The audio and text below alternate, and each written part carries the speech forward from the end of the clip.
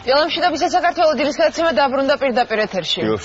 საუკეთესო შანსი ახალგაზრდებისთვის გამოავლინონ საკუთარი ნიჭი. ფესტივალი ფანარტის სხვადასხვა სფეროში მოღვაწე ადამიანებს განვითარების საშუალებას აძლევს. ფესტივალი ხელოვნების ბევრ დარგს მოიცავს და მასში ჩართვა საქართველოს ნებისმიერი რეგიონიდან შეგიძლიათ.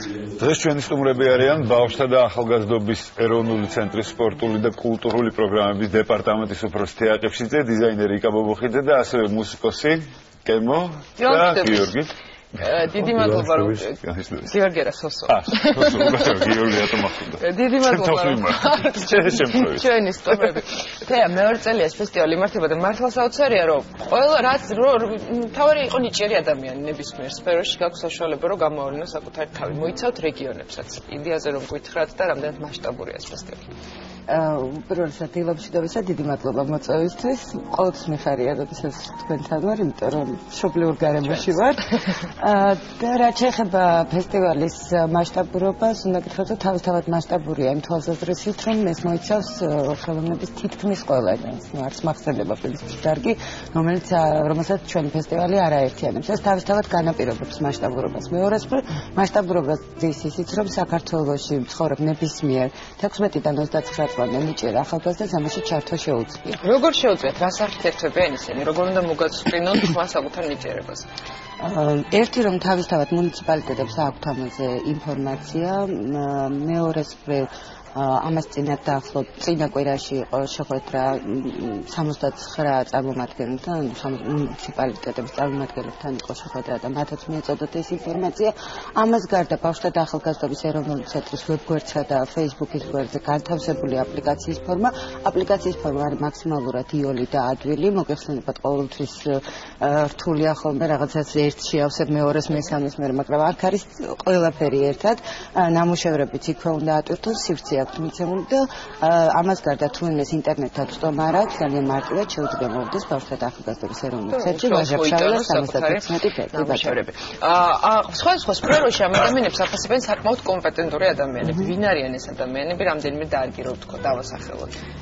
ერთ-ერთი ასეთი ადამიანები გვერდში დიზაინში. მოდა დიზაინში იკა ბობოხიძე და თეონა თავარტკილაძე არიან ის ადამიანები, რომლებიც ამ შემთხვევაში მე უფრო ვიტყოდი არა იმ მონაწილეებს აფასებენ, არამედ უფრო ჩვენ გვეხმარებიან, რომ ფესტივალის მონაწილეები იყვნენ მართლა ღირსეულები და მართლაც გამორჩეულები თავისი ნიჭით.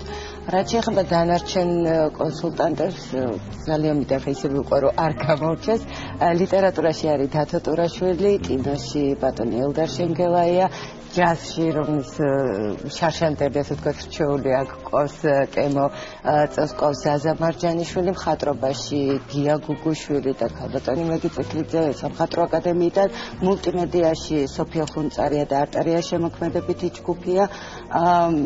რაც შეეხება კლასიკური მუსიკა, ნიკოლოზ რაჭველია, რომლის ხოთშორის იდეაც იყო შარშან ამ ფესტივალის ასე ვთქვათ როგორც ჩამოვაყალიბეთ და გამართეთ და ის თავად წელს. ჩვენი არის საკმაოდ კომპეტენტური ადამიანებს ხელში არიან, ხელშია მათი ნიჭი. იკა, რაც შეეხება დიზაინს და მოდას, ამ ხრივ პრობლემაა, რომ ახალგაზრდებს აღარ აქვთ შანსი, აღარ არის მოდის კვირეულები, სად უნდა ჩვენონ თავის შემოქმედება. რამდენად აქტიურობენ, რამდენად კარგი ნამუშევრები მოდის. აი ზუსტად ამაზე გვინდა საუბარი, რომ რეალურად დღეს პოსტოში ამ ეტაპზე ეს არის ერთადერთი არენა, ასე ვთქვათ, სადაც შეიძლება რომ ახალგაზრდებმა თავი გამოიჩინონ, რაღაცა გააკეთონ, ანუ გამოიტანონ. ეს არის ერთადერთი შანსი დღეს საქართველოში რამდენადაც მე ვიცი.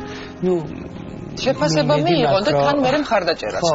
ახალგაზრდებს გამოცდილებით ერთვებიან თუ მარტო ახალგაზრდები? არა, ახალგაზრდები იღებენ მონაწილეობას, გამოცდილები მათ უყურებენ, ისინი ვინც არსებული დიზაინერები, ანუ ეს არის ერთადერთი ადგილი, სადაც ეს ბავშვები შეიძლება თავი წარმოაჩინონ და მე ეძლებათ ძალიან ესეთი შანსები, რაც უკვე ჩამოყალიბებული დიზაინერისთვისაც კი რთულია თქვათ მათი სურვილის მიხედვით შეიძლება ეს იყოს რომ ჩაატარონ ერთი სრულყოფილი ჩვენება ამაში ეხმარება ეს ორგანიზაცია მილიონი რაღაცა არის შემდგომ დიზაინერებისთვის რამდენად საინტერესოა რომ აი იგებთ ალბათ ზოგად სიტუაციას როგორი თაობა მოდის შეიძლება სულაც ახალი აღმოაჩინოთ და თქვენც მერე რაღაცებში დაეხმაროთ ჩართოთ რაღაცა არის ყოფილა ეგეთი შემთხვევა ისო ახალგაზრდები რომლებიც თქვათ პირველად ეს იყო ადრე Fashion Week-ის newcomer-ები, უბრალოდ მართლა სხვა ადგილი არ არის, სადაც შეიძლება რომ ეს ბავშვები ნახო და გაიცნო. ნუ ერთ-ერთი აკადემიაში, როცა ისინი დიპლომებს იცავენ, მაგრამ გარდა ამისა კიდე არიან სხვა ბავშვები, რომლებიც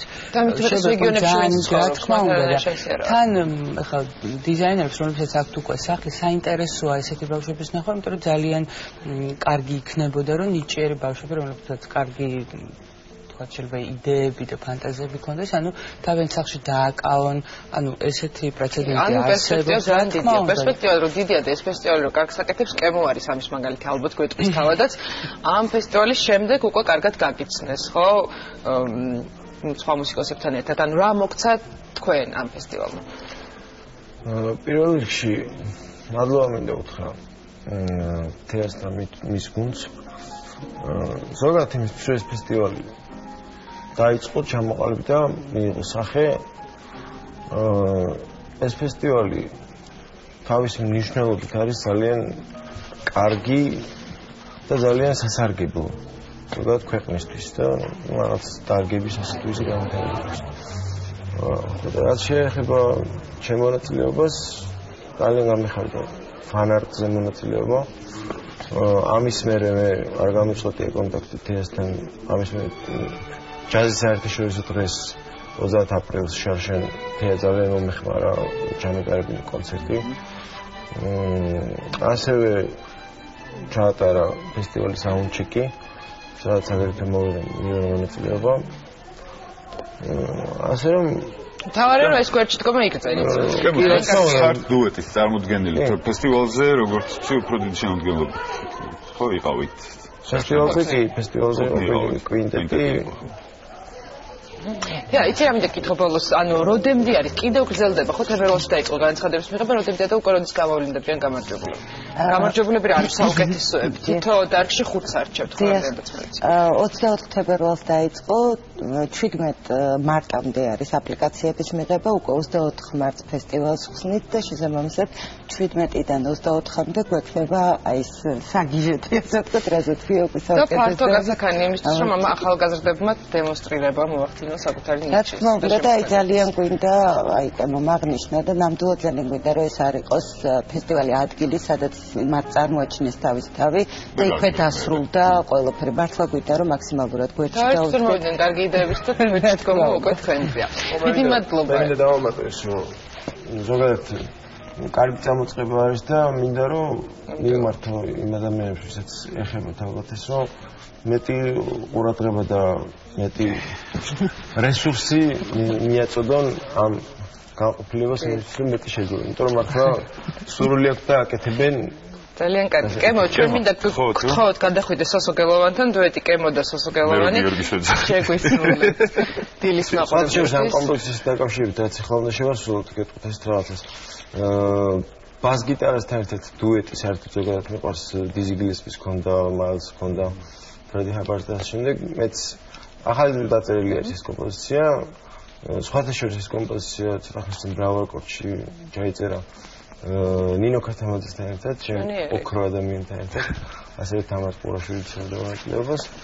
ახლა შემოგთავაზებთ ერთ-ერთ დიდი პატივია ჩვენთვის, გთხოვთ. დილის გადაცემა დაგემშვიდობებთ ეს ნაწილი ამ კომპოზიციით, რეკლამის შემდეგ ჩვენ კვლავ პირდაპირ ეთერში დავბრუნდებით, ახლა კი გაგვთ საშუალება მოისმინოთ და ისიამოვნოთ.